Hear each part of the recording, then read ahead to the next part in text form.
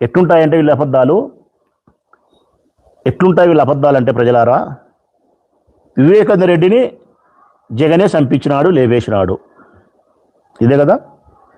ఇది పచ్చి అబద్ధం, ప్రజలందరికీ తెలుసు. కానీ వాళ్ళు ఎట్లా చెప్తారు తెలిసిన వాళ్ళు, అబ్బా కొడుకులు ఇద్దరు, వినేవాడు చెప్పేవానికి ఎప్పుడు లోకువ అని ఒక సామెత ఉంది. వినేవాడు చెప్పేవానికి ఎప్పుడు లోకువే అంట. వీళ్ళు చెప్పేవాళ్ళు అబ్బా కొడుకులు, వినేవాళ్ళు రాష్ట్ర ప్రజలు. వీళ్ళు ఖచ్చితంగా 2-3 రోజుల తర్వాత, ఇంకొక 2 నెలల తర్వాత, సంవత్సరం తర్వాత ఏం చెప్తారు తెలిసిన, గాంధీ తాతను చంపింది కూడా జగన్మోహన్ రెడ్డి అని చెప్తారు. ఎవరిని? గాంధీ తాతను చంపింది కూడా జగన్మోహన్ రెడ్డి అని చెప్పి నమ్మించగలుగుతారు ప్రజలారా.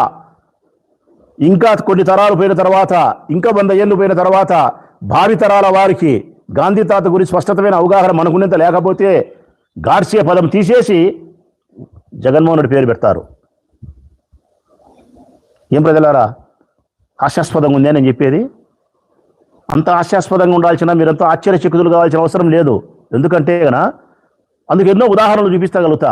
ఇంత అబద్ధం చెప్పడానికి అంతకుముందు ఎన్ని అబద్ధాలు చెప్పినారు ఉదాహరణ చూపిస్తా. నెంబర్ 1, సెల్ ఫోన్ ఏమైనా కనిపెట్టినాడా?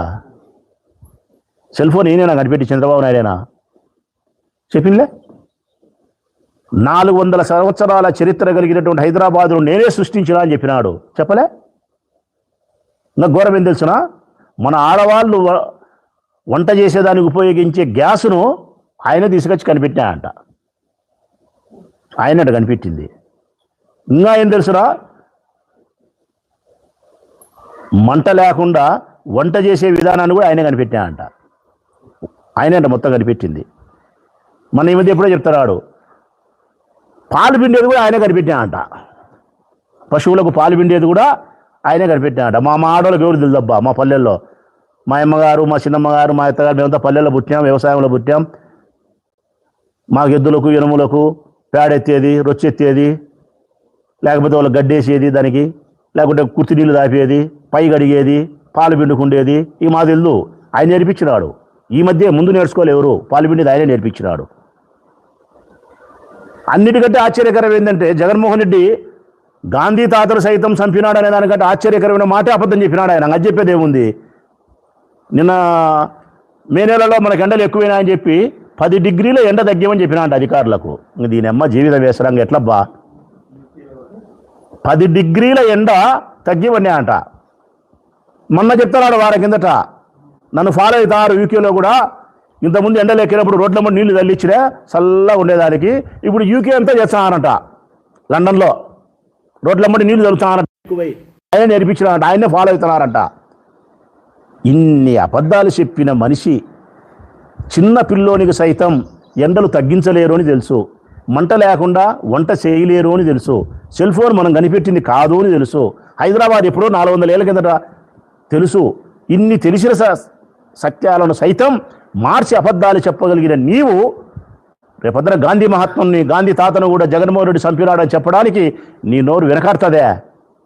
మీరేమన్నా నేలకైనా అదేమన్నా తాటి పట్ట. ఎన్ని అవతారాలైనా మారుస్తుంది, ఎన్ని రకాలైనా మారుస్తుంది అది. ఇదే ప్రొద్దుటూరుకు వచ్చి ఆయన చేసినది ఏంటంటే కదా,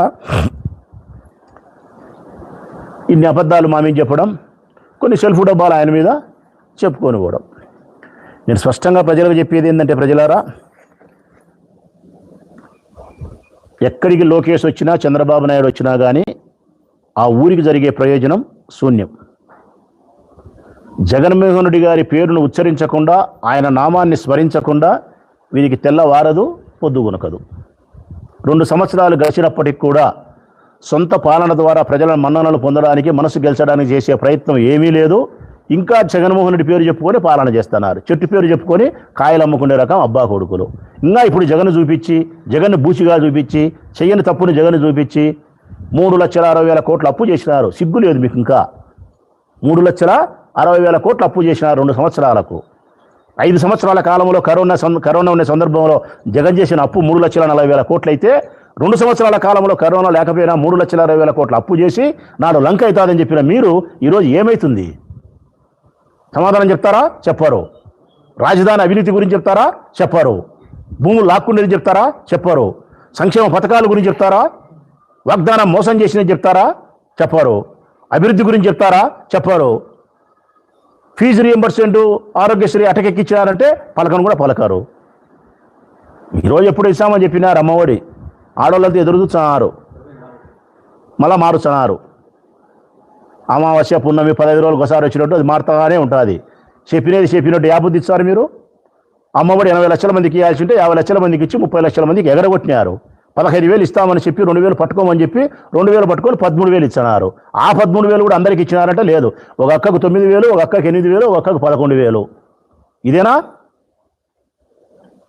ఇప్పుడు నేను ఇవన్నీ చెప్పినా, దీనికి సమాధానం చెప్పు అంటే చెప్పారు, లేదా ప్రజలు పోయి అడుగు అంటే అడగరు.